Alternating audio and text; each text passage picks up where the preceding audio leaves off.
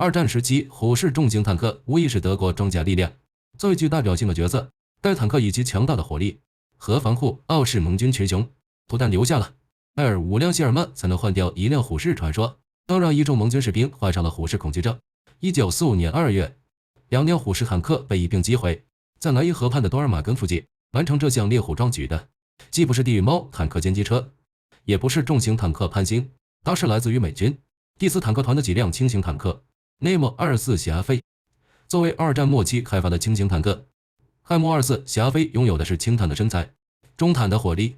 全新设计的扭力杆悬挂和来自美国老牌车厂凯迪拉克的可靠动力，种种先进科技让霞飞成为了二战期间最好的轻型坦克。从外观上来看，霞飞和它的前任斯图亚特轻型坦克相比，似乎完全不是同一个时代的产物。今天我们就来聊聊这款以美军装甲兵之父霞飞将军命名的 M24 轻型坦克。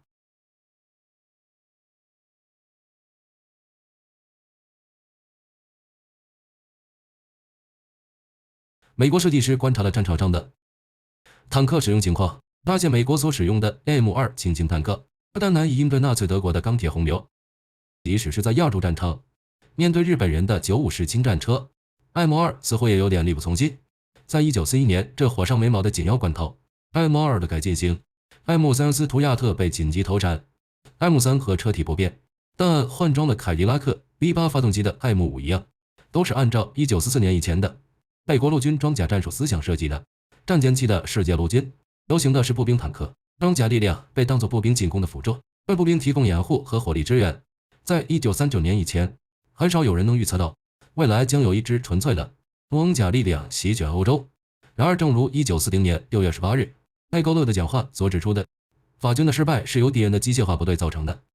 装甲部队的猛烈进攻导致了法军士气败裂隙和法国政府的崩溃。L'action foudroyante de cette force mécanique a amené l'effondrement du moral, du commandement et du gouvernement. Devant cet effondrement, deux voies s'ouvrent de l'abandon. 不过，远处大后方的美国陆军似乎并没有倒向德国的闪电战策略。北军的参谋们有自己的想法。根据1942年的美国陆军战术手册，轻型坦克是装甲部队对敌人阵地发动进攻的一部分。与后来轻型坦克的运用战术不同，此时的美军认为 ，Nok 的开铁不应当是执行侦察任务的主力，反而应当充当步兵的支援武器。手册中的原话是：除非必要，坦克排不应该作为侦察单位，而且即使是在执行侦察任务时，密型坦克也应该蹲在侦察分队后方，担当接应和火力支援的任务。总之，在彼时的美国陆军中，轻型坦克承担的责任和中型坦克类似，按照掩护步兵推进。不要充当装甲力量和敌人的坦克正面交锋。实际上，在北非战场，德国人的主力坦克3号机型，其火力和装甲性能和斯图亚特十分相似，互相都能击穿对方装甲。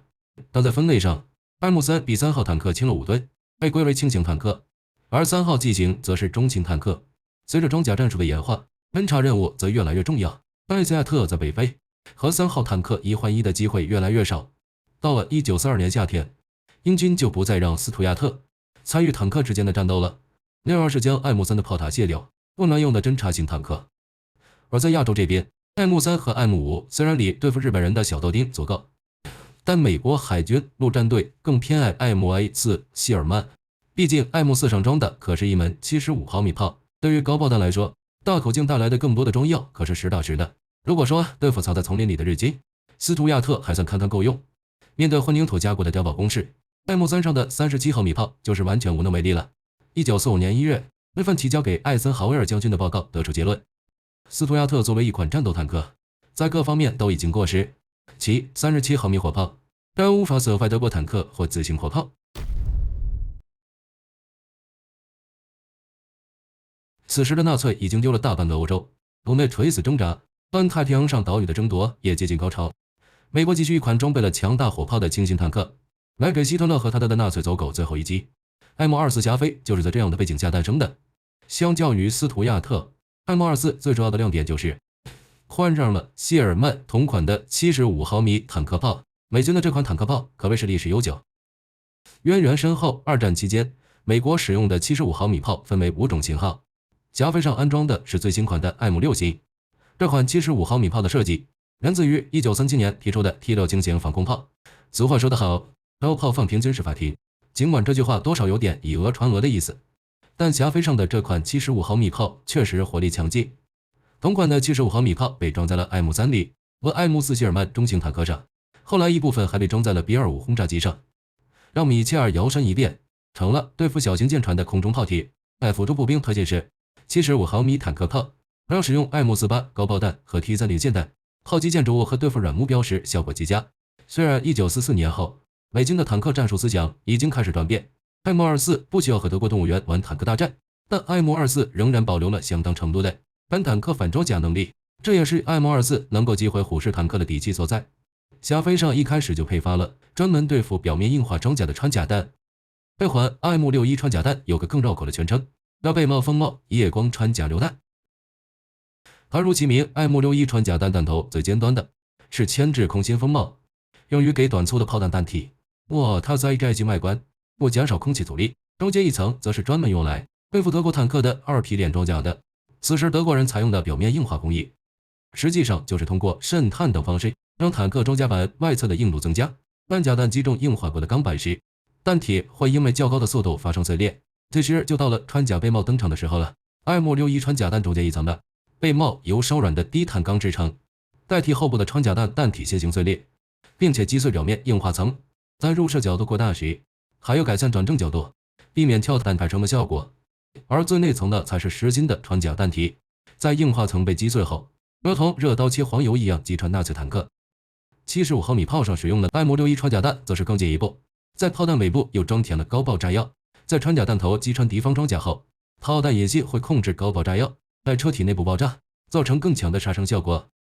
不过大家也明白，这种名字绕口的穿甲弹结构复杂，也只有美国这种财大气粗、实力雄厚的国家，才能在坦克上大量编装。我这种造价不菲的穿甲弹，不过装备了 APCBC 的75毫米炮，在各项性能上都可以与同期的豹式坦克上安装的 7.5厘米炮相媲美。超过80毫米的穿身，从正面击穿虎式坦克的垂直装甲不成问题，也能击穿豹式坦克相对薄弱的侧面装甲。据说在换装了各项性能更好的 M24霞飞之后，美军轻型装甲部队的伤亡率不降反增，都是因为在以前装备37毫米炮的斯图亚特面对德国坦克只能悄悄溜走，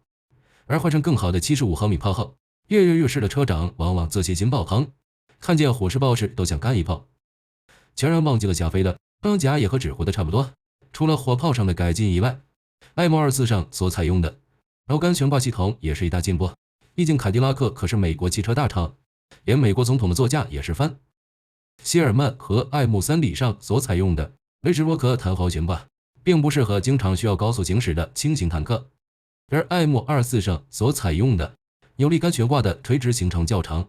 能够明显减轻战车行驶过程中的颠簸，更适合高速的轻型坦克，而且结构简单，可维护性更强。同时，凯迪拉克在设计 M24的底盘时，就考虑到用霞飞的车体改装成自行火炮等其他车辆的可能性，美军将其统称为轻型战斗队。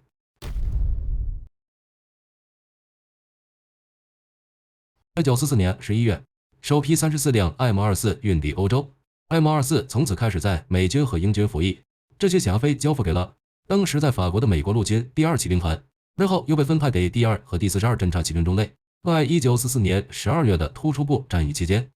这些部队被紧急派往南部地区，参与美国在整个二战期间最血腥的战斗——突出部战役。也正是在美军装甲骑兵突破莱茵河防线时，几辆美军第4骑兵团的 M24被德军第506重型坦克营的虎式狭路相逢。霞飞凭借良好的机动性和75毫米炮优秀的穿甲特性，击毁了2辆虎式坦克。由于战争接近尾声，安装进度缓慢，到战争结束，许多装甲师的轻型坦克连主要装备的当然是 M3和 M5斯图亚特轻型坦克。虽然美军的一些装甲部队直到德国投降，才开始逐渐接收新型的 M24坦克，但根据 M24的成员的反馈，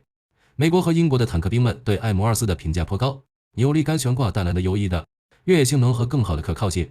给 M24带来了优越的搭乘体验，而改进了的75毫米火炮，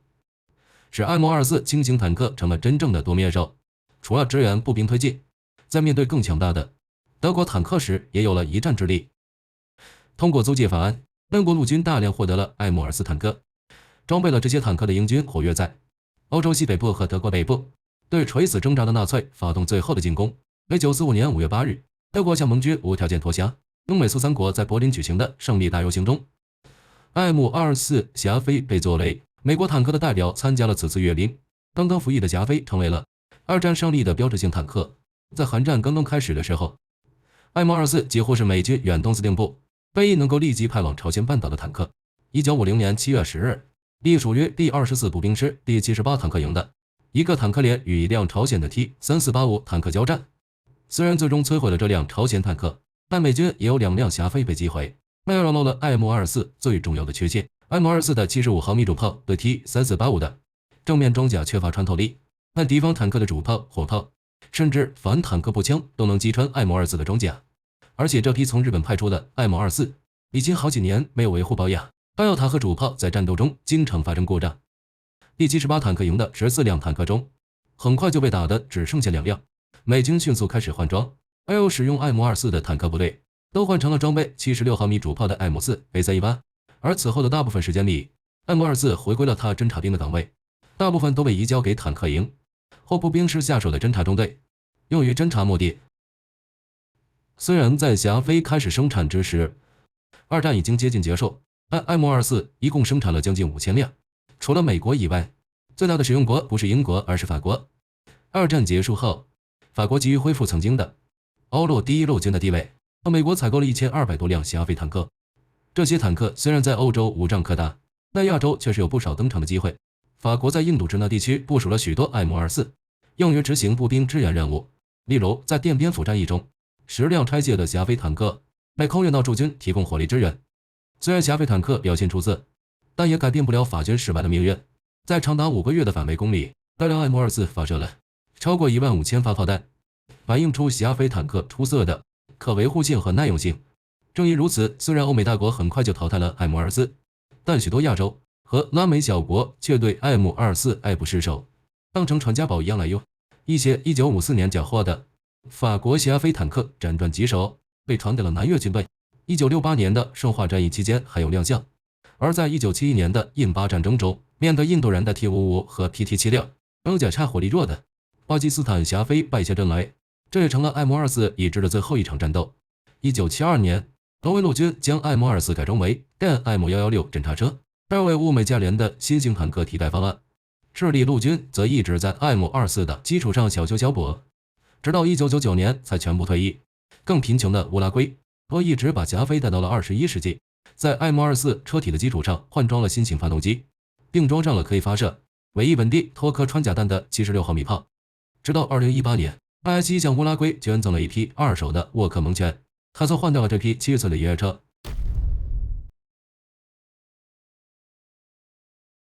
为二战末期生产的轻型坦克，艾姆24在火炮、装甲和机动性上都不甚亮眼。相比它的后继者沃克蒙犬、艾姆511谢里登来说，艾姆24的各项性能只能算是中规中矩。不过艾姆24最有趣的地方却是在底盘的设计上，霞飞搭载了全新设计的扭力杆悬挂和双凯迪拉克 V8 引擎，优化了斯图亚特上令人诟病的舱内布局。澎湃的动力和优秀的舱体设计给 M24 的改装带来了无限可能性。早在 M24 还没交付的1944年8月，由霞飞车体改装而来的 M19 自行防空炮就已经开始生产了。到了1945年，在 M24 车体上加装165毫米榴弹炮的 M37 自行榴弹炮也开始生产交付。丧心病狂的美国工程师甚至残忍的在 M24 小车体上加装了155毫米炮，把霞飞变成了 M41 自行榴弹炮。除此以外， M24 的衍生型还包括搭载了标挺大口径机枪的 T77、货运牵引车 P42 和 T43， 安装了推土机套件的 P9 等等，可谓是真正的战场全能王。M24 的设计理念，尤其是在发动机可靠性和悬挂上的改进，大大影响了二战后美国的轻型坦克设计。在 M41 沃克蒙犬上也藏留着许多霞飞的影子，而 M24 这种小车抗大炮的设计也被后来的美军进一步发扬光大。第二型坦克逐渐成长为战场上的多面手，还侦察、侧翼机动、步兵火力支援和反坦克于一身，可以说是现代轻型坦克的开山之作。但当代美军的战斗序列里已经看不到轻型坦克的影子，但你也许能在新时代的 M2 和爱慕森步兵战车上看到不少虾飞车上的闪光，